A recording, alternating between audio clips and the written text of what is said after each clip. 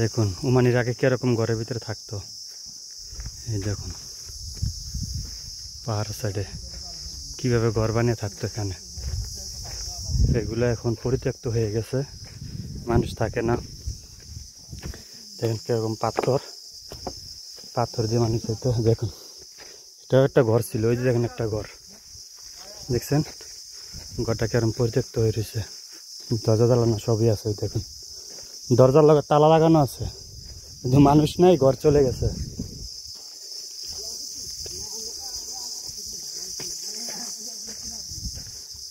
তবে এখানে বিদ্যুৎ আছে, দেখুন বিদ্যুৎ ঠিকই আছে, প্রতিটা ঘরের জায়গায় বিদ্যুৎ তৈরি করে দিয়েছে। একটা দেশে একটা শান্তি।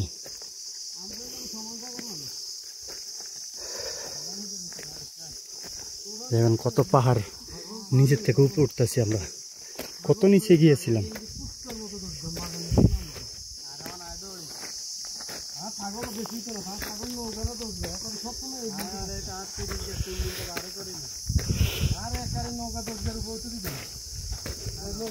বেলা 3টা 4টা 3টার দিকে বাজে এখন প্রায়।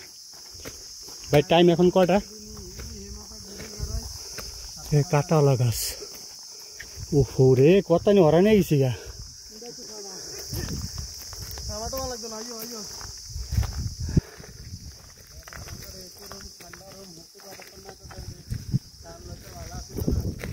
ওহো রে কি সুন্দর পাথর।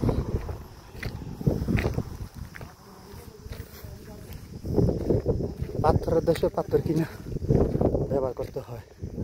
এই দেখুন কিভাবে ঘর বানায় থাকে তারা, দেখুন।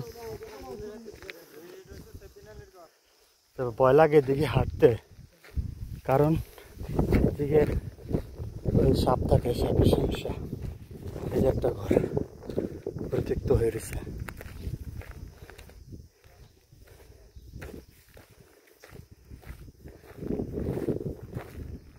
দেখেছেন,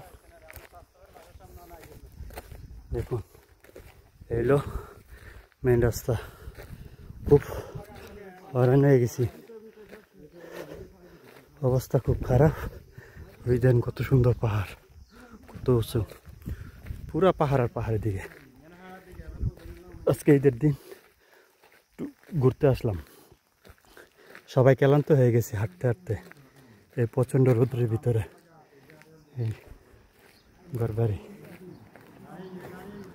এলো হাইওয়ে রাস্তা, এটা হলো মেইন রোড।